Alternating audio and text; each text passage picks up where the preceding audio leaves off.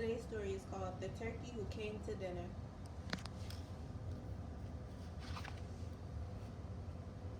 The Turkey Who Came to Dinner. Adapted by Kitty Richards. From the script by Mark Palmer. Based on a story by Lane Rachert, J. David Stem, and David N. Wise. Illustrated by Ed Rusta.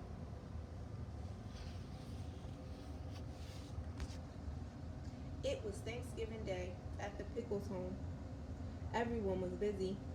Dee Dee was telling Tommy, Phil, and Lil about the celebration of Thanksgiving. Stu and Drew were setting up lots of TVs and satellite dishes so they could watch every football game in the country. Angelica was watching the Macy's Thanksgiving Day Parade on TV while Grandpa Boris snored on the couch. Everyone else was in the kitchen, arguing about what to make for dinner.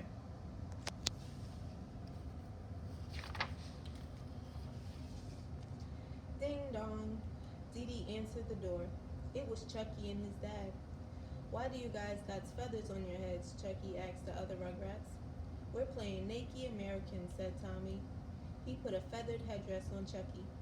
Do I gotta take my clothes off? Chucky asked nervously. No, Chucky, said Tommy. It's Thanksgiving.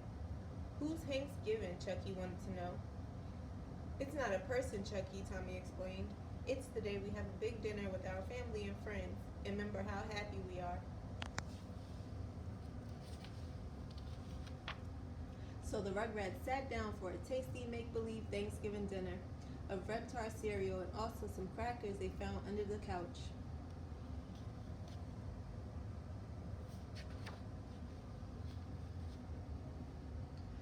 In the meantime, everyone was waiting for Grandpa Lou to bring home the Thanksgiving turkey.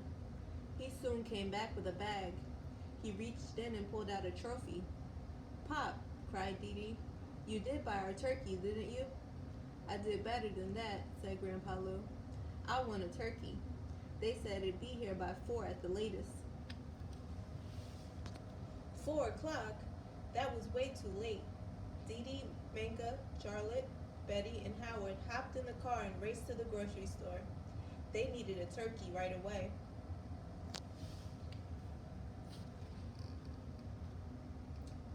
Just then, there was a knock at the door. It was the delivery man carrying a big box. He woke Grandpa Boris. What? Can't you see I'm sleeping? Asked Boris. Look, I'm sorry to bother you, said the delivery man, but I've got a turkey here. Where should I put it? Boris sighed. Where else does the turkey go on Thanksgiving? He said, in the kitchen. Thanks, said the delivery man. Boris fell back to sleep.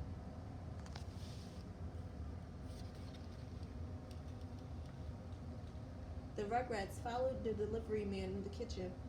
He placed the box on the floor and left. The baby stared at the box. What could be inside?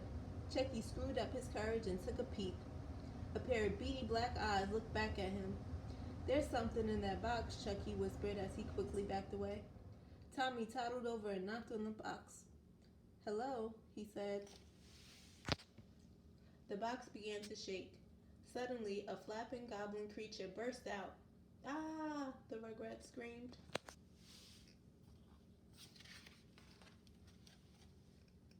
It was a real live turkey. Tommy wanted to invite it to dinner, but Chucky wasn't sure. He's awfully scary looking, he said. Chucky may not have liked the turkey, but the turkey sure liked Spike. Everywhere Spike went, the turkey trailed behind him. It followed the dog all around the yard, and the Rugrats were right on its tail.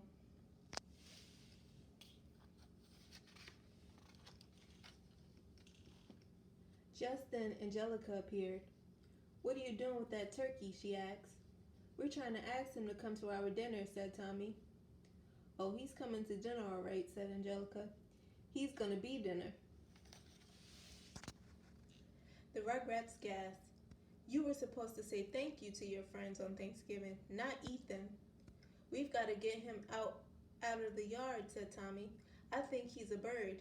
Maybe he can fly.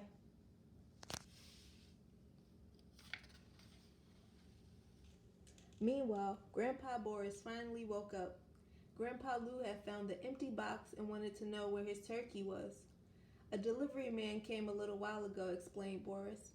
I told him to put the turkey in the kitchen. Well, he's not here now, Lou said as he put on a helmet. It must be in this house somewhere. He grabbed a big net and then he grabbed Boris. The two men started their search. In the backyard, the Rugrats were flapping their arms, hoping the turkey would get the picture. It didn't. They tied a string around the turkey's neck and tried to make it run fast so they could fly it like a kite. That didn't work either.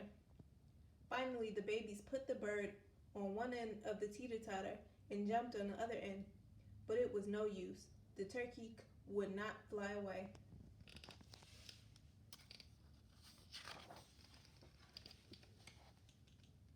Just then, Dee Dee and the gang returned from the grocery store with no turkey. They did have a frozen turkey dinner, turkey franks, and turkey pastrami. Everyone was still arguing, and they all raced to the kitchen to use the microwave. Meanwhile, Lou and Boris spotted the turkey in the backyard. They chased it with their net as the poor bird ran away in circles. Angelica joined in too.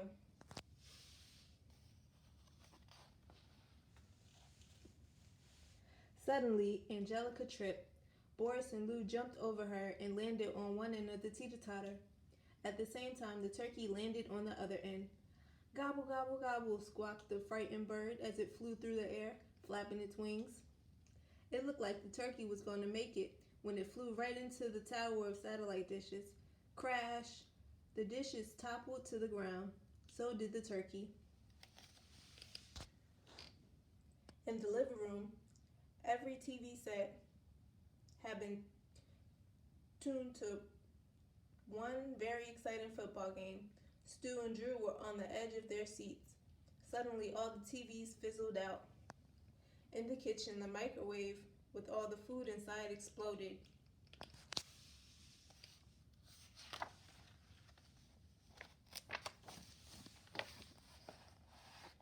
Oh no, cried Dee Dee.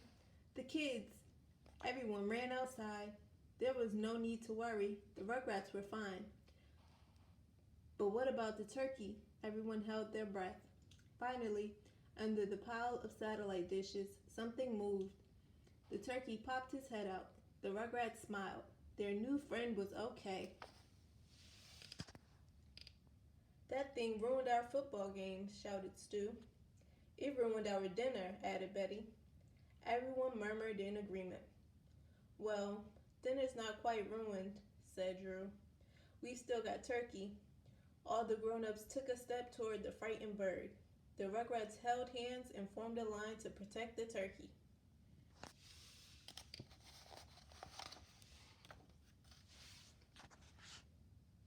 What are the kids doing? Someone asked.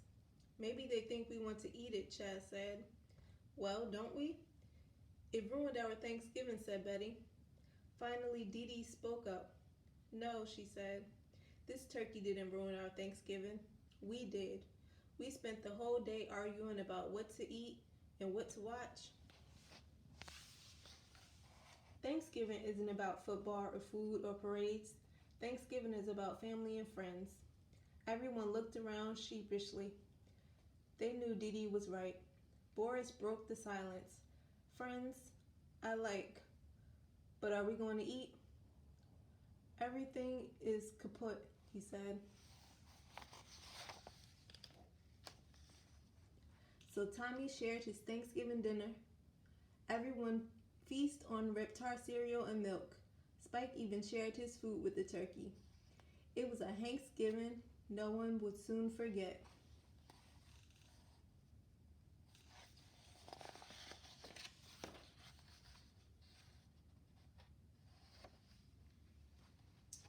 The end.